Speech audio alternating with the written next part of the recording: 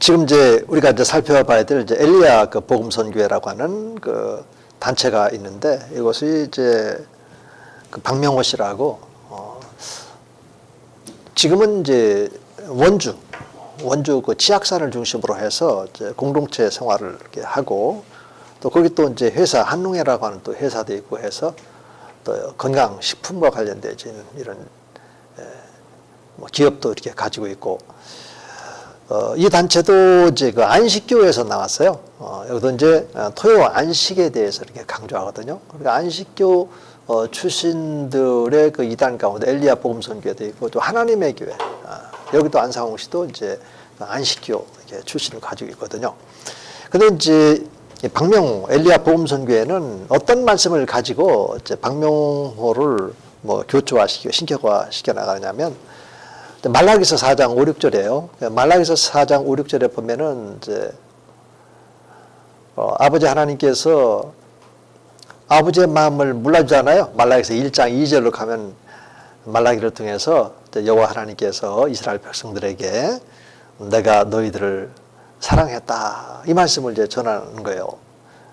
그런데 이스라엘 백성 공동체는 아니 하나님이 우리를 어떻게 사랑했는데요? 이러면서 이제 하나님의 마음을 아프게 한단 말이에요. 그래서 하나님께서 나는 에서를 미워했다. 그러나 야곱은 내가 사랑해서, 이스라엘 너희들은 야곱의 후손들이야. 야곱. 내가 야곱을 얼마만 어떻게 사랑했는지 모른단 말이야. 출애굽 사건에 대해서 다 까먹은 거예요, 이 사람들이. 이스라엘 백성 공동체가 하나님에 대한 그 사랑을 잃어버리니까 율법이고 뭐 지키지도 않아. 다 그래서 이제 폐지시키기로 한 거예요. 호세아서 2장 11절에 있는 말씀과 같이. 그래서 율법이 아니라 복음을 우리들에게 제시한 분이 바로 우리 주 예수 그리스도인데, 이것도 또 이게 이 엘리야 복음 선교회가 가로채간단 말이에요. 그러니까 이제 아버지 하나님이 상처를 받는 거잖아. 그 이후부터는 이제 이스라엘 백성 공동체 리더들에서 책망하는 그런 그 말씀으로 이루어지다가 4장 5, 6절에는 하나님께서 나 엘리야를 보내야 되겠어. 그래서 여호와의 마음을 자녀들에게 돌이키고 또 자녀의 마음을 아비에게로 돌이키게끔 해야 되겠다. 이런 말씀을 이제 하시는 거야. 사실은 그 말씀을 하실 때 아버지 하나님의 그 마음은 어땠을까? 우리가 그 마음을 읽을 줄만 안다면, 그러면 아버지 하나님께서 이 아버지의 마음을 자녀들에게 돌이키고 자녀들의 마음을 또 아버지에게로 돌이키도록 엘리야를 보냈다고 그랬을 때 그 엘리야가 어떻게 왔는지 이게 궁금해진단 말이에요. 그 궁금증은 예수님이 오셨을 때 예수님의 제자들 사이에서 그 궁금증이 드러나게 되는 겁니다. 제자들이 예수님에게 묻죠. 그것은 이제 마태복음에도 있고 누가복음에도 있고 그런데, 예수님, 그 오리라 한 그 엘리야가 왔습니까? 마태나 마가복음 이런 데 보면은 왔는데 너희들이 임의로 대다. 이러면서 이제 그 침례의 요한이 바로 하나님께서 보내셨던 그 엘리야. 근데 여기서 누가복음 1장 17절은 동일한 질문에 동일한 대답을 주님이 하신 건데, 거기는 좀 더 구체적으로 이렇게 증언이 되어져 있어요. 누가의 특징은 그렇습니다. 그런 이제 직업이 또 의사였죠. 이게 누가복음을 보면은 좀 더 구체적으로 이렇게. 그런데 누가를 이제 기록을 하게 될 때 누가복음 1장 1, 3절에도 보면은 그러잖아요. 예수님에 대해서 부술된 사람이 많아요. 나는 근원부터 상세히 살핀 나도 예수님에 대해서 이제 기록을 하는데, 이러면서 이제 시작이 되는 것처럼 어떤 특정한 내용들에 대해서는 상당히 구체적으로 이렇게 기록되어 있는 이런 내용들이 누가복음에 보면 간혹 몇 가지가 이렇게 보입니다. 이 부분도 그런 거예요. 다른 복음서에는 나와 있지는 않지만 누가복음 1장 17절에는 이런 말씀이 있어요. 침례 요한인데, 침례 요한은 어떻게 해서 오게 되냐면 엘리야의 심령과 그의 능력으로 왔다. 이런 말씀이 있어요. 그럼 잘 보세요. 여기 이제 박명호도 그렇고 지금 이제 한국교회 이제 이단들 가운데도 그 말씀을 이제 악용을 하는 겁니다. 자, 엘리야를 보내겠다고 했는데 그게 침례 요한이었다. 그렇다면 엘리야가 침례 요한이 되는 것이 아니고 엘리야의 영이 침례 요한에게 온 것이 아니냐 이렇게 해석을 하면서 오늘날의 그런 그 재림 예수님이 재림한다고 그러는데 그 재림 예수 2000년 전에 그 십자가에 달렸던 그 예수님이 또 다시 오신다 이것이 아니라 재림 예수의 영이 나에게 왔다. 문선령. 오늘 우리 시대에는 나다. JMS. 이런 방식으로 이 말라기서 4장 5, 6절을 이제 해석을 했다고요.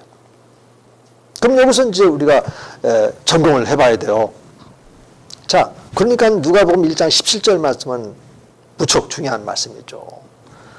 자, 자, 성경에 영하고 심령하고 같은 겁니까? 다른 겁니까? 다르잖아요.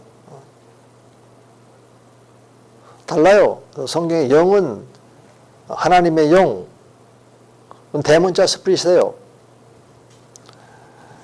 그 다음에 이제 또 우리의 영, 이건 소문자 스피릿이에요. 그리고 여기는 또 엘리야의 심령과 그의 능력이라고 했죠. 그 심령도 소문자 스피릿으로 되어 있어요. 그러니까 영과 이 심령은 달라요. 영은 생명의 근원이고 또 혼은 생명의 주체고 심령은 그 영이 하나님의 영일 때 이 혼이 지금 살아났죠. 관계가 연결돼 관계 속에 지금 들어가 있으니까 그러면 이제 혼과 영이 다시 말해서 그 영을 구체적으로 한다면 예수 그리스도와 나의 혼이 서로 연합되어 있으니까 서로 사귐을 나누고 같이 동행하면서 그분을 통해서 아버지 사랑을 우리가 느끼게 되고 그 예수님을 통해서 아버지를 알게 되어지고 그 예수님을 통해서 아버지께서 말씀하신 것을 우리가 직관적으로 알아가는 이런 능력도 생기게 되고 뭔가가 지금 생겨 있잖아요. 그렇죠? 이거를 통틀어서 심령이라고 하는 거예요. 심령. 그냥 영이 아니에요. 그런데 이 사람들은 영으로 해석하면서 적용을 그런 방식으로 한다고. 이거는 지금 한국교회에 있는 주요 이단자들이 다 가지고 있는 거예요. 그러니까 누가복음 1장 이런 말씀들에 대해서 우리가 견고하게 딱 붙잡고 있지 않으면 그거 변증 못 한다니까요. 이러면서 이제 말씀이 없으면 그쪽으로 또 현혹된단 말이에요. 그래서 이제 조신아 인간 눈에서 영, 혼, 몸, 그 다음에 이제 구원받은 자들에게는 영, 심령, 혼, 육체, 몸, 구원받지 못한 사람은 영, 이건 다른 영이란 말이에요. 대문자 스피릿이 아니에요. 다른 영, 소문자 스피릿이 아니에요. 그 다음에 혼, 소울이야, 소울. 심령, 스피릿, 혹은 또 이제 마인드로. 이제 마인드를 이것은 이제 NIV에서도 좀 많이 이렇게 마인드라는 말을 이렇게 쓰고, 킹제임스 버전은 이제 스피릿으로. NIV에도 이제 스피릿 이렇게 쓰고, NIV는 스피릿과 마인드를 이제 같이 이렇게 씁니다. 이렇게. 그 다음에 이제 플래시로서의 그런 육체, 바디로서의 몸, 이 구조를 우리가 잘 알고 있어야 되는 겁니다. 그래서 여러분들도 다시 한번 이제 조신학 저하고 지금 이제 조신학 강의를 듣고 있는 학생들은 좀 조신학 개론을 좀 이렇게 잘 살펴보면 또 제가 또 이단도 다년간 이렇게 했기 때문에 이제 이단들의 이런 잘못된 가르침에 대해서 우리가 하나님 말씀으로 변증해 내는 이런 부분들이 좀 간혹 이렇게 들어져 있어요. 이렇게. 자, 이렇게 이제 누가복음 1장 17절 말씀 가지고 우리는 이제 단번에 우리가 이들의 잘못된 또 이들뿐만 아니라 아까 다른 이단들의 그런 잘못된 이런 사상을 이제 우리가 능동적으로 대처할 텐데, 참 좀 아쉬움도 많아요, 보면은. 그래서 이제 이런 거를 이제 또 이런 말로 말했어요. 영은 육을 들어서 사용한다. 이런 얘기. 영은 육을 들어 사용한다. 재림 예수의 영이 육을 들어 사용한다. 누군가, 그게 바로 이제 뭐 문선명이다. 뭐 이런 식으로 얘기를 하는 겁니다. 제이메스다. 뭐 누구다. 뭐 이런 식으로. 그래서 영은 육을 들어 사용한다. 이런 용어를 딱 들었을 때 경계하라 말입니다. 경계해야 됩니다. 영은 육을 들어서 뭘 사용하고 뭐 이런 것이 아니에요. 자, 그럼 보세요. 우리가 지금 이제 예수님의 그런 십자가 부활을 우리가 마음으로 믿고 입술로 예수를 주라 신에서 구원이 이루어지고 완전히 이제 의롭다 칭함하는 의인의 그런 그 반열에 우리가 들어가게 됐을 때 그 예수님이 이제 우리 안에 지금 내주하시죠. 또 성령님이 내주하시죠. 그런데 영을 들어서 영은 육을 들어서 사용한다라고 하는 이런 거를 특정한 교주에게 그게 적용이 될까요? 그렇지 않잖아요. 우리 신약시대는 구원받은 모든 성도들에게는 그 인을 지시고 보증으로 성령 하나님을 우리 안에 내주시고 이제부터는 성령 하나님의 그 인도하심을 따라서 예수 그리스도와 지금 연합되어 있으니까 그 연합되어 있는 것을 항상 마음 눈으로 이렇게 보게 해주시고 그 예수님과 이렇게 사귐을 갖는 겁니다. 복음서의 그런 말씀과 또 사도행전이나 또 서신서에 증언이 되어 있는 그런 말씀들을 통해서 그 예수님과 사귐을 가지면서 아버지 하나님을 알도록 되어 있어요. 말씀의 구조가 그렇게 되어 있고 아버지 하나님이 또 성령 하나님의 감동으로 말씀을 주셨을 때에는 그렇게 그런 구조를 가지고 주셨기 때문에 우리들도 그러니까는 성경을 열어서 이 말씀 속으로 들어가서 성령의 인도하심을 받으면서 우리가 성경을 봐야 그래서 올바른 성경 이해와 또 깨달음 또 하나님의 의도 그분의 뜻을 분별할 수가 있는 것처럼 그러면 뭐 특별한 누구를 위해서만 그렇게 되어 있나요? 우리 목회자들만 지금 그런 겁니까? 일반 성도님들에게는 우리 주님이 내주 안 하십니까? 성령이 내주 안 하십니까? 그거 아니잖아요. 그런데 왜 꼭 이렇게 교주들이 뭐 영은 육을 들어서 사용한다면서 자기를 거기다가 집어넣냐 말이에요. 이제부터는 솔직히 이런 점에 대해서도 우리가 투명한 그런 그 메시지를 우리가 줄 수 있어야만 이런 문제에서 우리가 자유롭고 또 해방시켜 나갈 수 있다. 이렇게 보면은 되겠습니다. 그리고 뭐 친아빠 이런 개념이 있는데 뭐 아빠 하니까 뭐 어감은 참 좋죠. 하나님을 아빠 아버지라 부르지게 하시는 성령 하나님이니까. 그러나 이제 뭐 이런 점까지는 이제 비판할 필요는 없는데 이제 이 사람들은 이제 그러면서 이제 제시되는 것이 이제 예수 그리스도가 이제 보는 관점이 좀 다르죠. 뭐 하나님의 아들 이런 거를 그냥 우리들의 개념처럼 자녀로 이렇게 본다든지 이런 이제 실수를 이렇게 하게 되어지는데 그 하나님의 아들 예수님이 갖고 있는 그 하나님의 그런 그 아들 신분은 하나님이란 뜻이에요. 우리들이 갖고 있는 것하고는 다른 겁니다. 그런데 이런 거를 마치 국어 공부하듯이 잘못된 그런 관점으로 이렇게 해석을 해서 미스를 범하는 이런 경우가 또 좀 있고, 그 다음에 이제 하나님 이제 잉태 문제라든지 이 강의 이제 67쪽에 가보면 이제 시편 2편 7절을 보면, 그러니까 여기 시편 2편 7절 같은 경우는 예수 그리스도의 왕대심을 지금 이제 그 예언의 말씀을 이렇게 주시는 건데, 이런 말씀들을 이렇게 잘못해서 가지고 아버지격인 하나님과 또 어머니격인 이제 성령 이런 식으로다가 이렇게 해석을 하고 있어요. 그러니까 사람들이 이제 성경을 가지고 풀이를 안 하고 자꾸 이런 말씀 이거를 자기가 좀 핵심적으로 강조하기를 원하고 그래서 이거를 이제 그냥 국어 공부하듯이 이렇게 하는 거야. 그래서 이제 성령님을 이제 어머니로 본단 말이에요. 근데 그런 이단들이 좀 있잖아요. 네, 그 원초적으로 이렇게 하면 초기 교회에 그 영지주의 이단자들, 발렌티누스 이런 사람들이 그런 주장을 했단 말이에요. 하나님 아버지가 있어. 그리고 아들 하나님이 있단 말이죠. 그러면 누군가가 어머니가 있어야 될 것 아니냐. 그래서 이제 어머니는 바로 성령이다. 이제 이런 방식으로 이렇게 해석을 하는 겁니다. 그러니까 이게 인간적인 해석이죠. 아버지라고 하는 것은 이제 근원자예요. 아들은 이제 실행자랍니다. 그리고 성령 하나님께서는 이제 완성을 하시는 분인데, 하나님은 본래 영이란 말이에요, 영. 그런데 왜 하나님께서는 이제 아버지의 모습으로 우리들에게 다가오시고, 왜 아들 모습으로 이렇게 다가오시는지에 대한 이런 해석은 성경적인 해석이 되어야 돼요. 자, 예수님이 하나님의 아들이니까 오늘 우리가 예수님을 믿으면 우리도 하나님의 아들이 되도록 되어져 있죠. 그런데 조건이 있어요. 예수 그리스도와 그 연합을 통해서만 가능해요. 이렇게.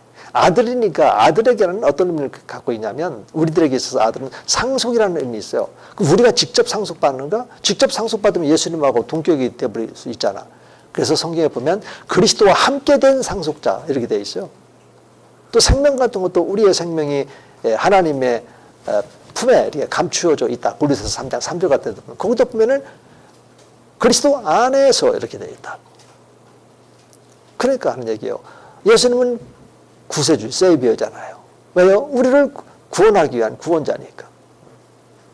그런 말씀들이 있단 말이에요. 하나님의 아들됨, 이것도 갈라디아서 이제 4장 4, 5절에 보면 여인에게서 나시고 율법 아래 이렇게 나시게 된 것은 우리들에게 믿는 자인 우리들로 하여금 하나님의 아들의 명분이 되게끔 하기 위해서 그렇다. 그러니까 이제 그런 말씀을 딱 이렇게 붙잡고, 그래서 이제 성경을 보면은 우리가 구원받은 자는 성령님과 연합된다든지 아버지와 연합된다든지 그런 말씀이 없고, 오직 예수 그리스도와 연합, 이렇게 말하고 있는 이유가 바로 그런 거로구나. 그러면 우리는 예수님 안에 있는 그 모든 것이 다 우리 것이 되도록 아버지가 그렇게 창세전부터 기획하신 거고, 예수님이 아들이 성취했고, 성령님은 그것을 믿게끔 해서 우리들에게 지금 적용시켜 나가는 그 역할을 우리 성령께서 하시거든요. 이게 진정한 삼위일체론적인 성경 읽기, 성경 연구고 그런 거예요, 이게. 자, 이런 점들에 대해서 우리가 놓치게 되면 바로 이런 엉뚱한 그런 해석도 나오고, 또 이런 해석을 또 국어 공부하듯이 우리 이성으로 보면은 이거 뭐 틀린 건 아닌 것 같은데 여기 그럴 수도 있겠구나, 이런 식으로 이렇게 넘어가게 된단 말입니다. 절대 우리는 이런 잘못된 미혹에 넘어갈 수밖에 없는 그런 존재로 만들어 놓지 않는 거야, 우리 하나님께서는. 이긴 자 예수 그리스도와의 연합을, 그래서 예수님께서는 성령으로 친밀을 베풀어서 생명적인 연합을 우리에게 주셨고, 이제부터는 끊임없이 예수님과의 그런 사귐 속에서 그분을 알아가는 것이 영생이라고 그랬잖아요. 그분이 어떤 존재인지, 그분이 내 안에 내주하셨을 때 내게 지금 어떤 복들이 주어져 있는지 이걸 알아가는 겁니다. 성경의 언어로 성경이 말하고 있는 삼위일체 한 분 하나님에 대해서 먼저 알아가야만 되는 거야. 이렇게 하나님에 관한 그런 말씀들만 우리가 먼저 붙잡고 그것만 가지고 설교한다고 되는 게 아니라, 하나님 자신에 대해서, 예수님이 오셔서 도대체 무슨 일을 하셨는지, 그리고 그분이 말씀하신 그 말씀이 이제 예수님께서 행하신 그런 사역 안에 있는 말씀들, 그 사역을 또 이렇게 또 재해석해서 확장시켜서 오늘 우리들에게 바르게 함과 또 의로 교육하기에 유익한, 교훈과 책망과 바르게 함과 의로 교육하기에 유익한 그런 말씀으로 이렇게 주신 거단 말입니다. 그런 단계가 있어요. 그런 구조란 말이죠. 자, 하나님이 계시니까 하나님에 관한 것이 있는 거 아니겠습니까? 그렇죠? 그러니까 우리는 하나님에 관한 것만 갖고 있다고 해서 하나님 자신을 알 수 있다, 이렇게 보면 안 되는 거야. 그래서 영원한 생명은 참 하나님과 그 보내신 유일하신 참 하나님과 그가 보내신 아들 예수 그리스도를 아는 거야. 이렇게 아는 거야. 예수님은 하나님의 아들, 1차적으로 하나님입니다. 우리가 또 하나님 아들이 되게끔 하는 겁니다. 그리스도 안에서 생명이 지금 아버지 하나님께 지금 간직되어 있어요. 또 상속자가 되어졌단 말입니다. 예수님과 함께 상속자 되는. 자, 이런 방식으로 이렇게 알게끔 되어 있어요. 이 성경이 이제 성령의 인도하심을 따라서 여러분들이 이제 연구하게 되면 이제 그렇게 가고, 또 이런 잘못된 가르침에 대해서 우리는 뭐 당장 여기는 지금 뭐가 잘못되는데 이런 것도 이제 나오게 돼 있단 말입니다. 이제 그리고 이제 여기도 보면 이제 범죄한 천사도 하나님의 아들이다 이런 쓸데없는 이런 주장을 하는데 범죄한 천사는 이제 하나님의 그런 처음에는 이제 이 천사들이요 피조물이니까 하나님이 이제 피조한 존재들이야. 그래서 이제 범죄하지 않은 거룩한 천사들은 하나님의 아들이죠. 근데 범죄한 천사는 하나님의 아들 자권에서 떨어져 나간 거야. 그리고 이것은 영원한 불못으로 들어갈 수밖에 없고 그렇게 결정되어 있죠. 그게. 그리고 이제 그들에게는 그래서 하나님의 아들 이렇게 신약에서 칭호를 주지를 않아요. 사탄, 그 다음에 마귀. 사탄은 하나님께 대항자다. 그 다음에 마귀는 이간질자다. 더러운 귀신들, 이렇게 범죄한 천사, 귀신들, 이런 식으로 이제 신약에서는 이제 호칭이 지금 바뀌고 있는 것이지, 뭐, 범죄한 천사도 하나님의 아들이다. 이런 말을 이렇게 쓰게 되면 성경을 모르는 사람이란 말이에요, 이렇게. 그리고 이제 안식일 지키는 문제인데, 안식일은 이제 아까도 말씀드렸던 것처럼 이제 안식교를 이렇게 참조하고 또 구약에서 신약으로 어떻게 해서 그것이 이제 바뀌게 되었는지 이 내용을 이제 보면 이제 되겠습니다. 이 단체는 이제 그 세력이 그렇게 막 강력한 이런 단체는 아니에요. 이제 원주에서 조금 이제 원주 자체에서는 이제 세력이 좀 있어서 꽤 오래 전에 저를 한번 이게 초청해서 이 부분에 대해서 좀 말씀해달라고 해서 말씀을 나누고 또 기타 이단들도 함께 나눴던 그런 기억이 있는데요. 그 다음에 이제 안상홍 이제 하나님의 교회 또 이제 세계 복음 선교회 페이지 68조에 가면 나와 있죠. 여기는 이제 한계총에서 이제 이단으로 규정한 주요 내용들을 제가 이렇게 강의 안에 이렇게 담아놨는데 말씀드린 것처럼 역시 이제 그 안식교에서 이렇게 남았다. 여기도 보면은 이제 하나님은 다 이름이 있는데 성령님만 이름이 없다. 다시 말해서 아버지 하나님, 그 다음에 아들 하나님. 근데 성령님은 뭐가 이름이 없죠. 아들 하나님의 이름이 예수님이고 아버지 하나님은 그 이름이 여호와인데 아니 성령님은 지금 이름이 없단 말이죠. 그래서 이제 그 자리를 이제 자기 이름으로 이렇게 제시를 한 겁니다. 이것은 이제 우리 안국의 최초의 이단자들 가운데 이제 소속이 되어지는 김병문 씨가 그렇게 얘기를 했죠. 자기가 이제 부회사 성령이다. 근데 여기도 이제 그렇게 말을 하고 있고, 뭐 최근에는 이제 부회사라는 말을 많이 이제 교주들이 사용하는 추세예요. 전에는 그냥 자기가 하나님이다. 이렇게. 자기가 그 다음에 이제 재림 예수다. 지금은 이제 부회사다. 이런 식으로 자꾸 이게 한국에 있는 이제 이단들의 그 교주들의 생태가 조금씩 이렇게 변하고 있는데, 여기도 이제 지역이 이렇게 잘못되어져 있죠. 그리고 이제 여기는 이제 뭐 특별한 어떤 이제 교리적인 특별한 이런 것이 없고, 여기도 이제 그 안식일에 유파하기 때문에 철저한 이제 구약적이죠. 그래서 이제 특별한 내용은 여기는 이제 그 6월절 절기를 자기네들 이제 회복했다. 이제 이런 걸 가지고 있어요. 6월절 절기를 회복시켰다.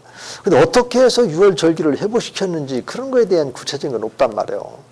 그냥 6월절 절기를 지킨다고 해서 이게 자기네들이 회복시켰다. 그렇게 볼 수 있을까요?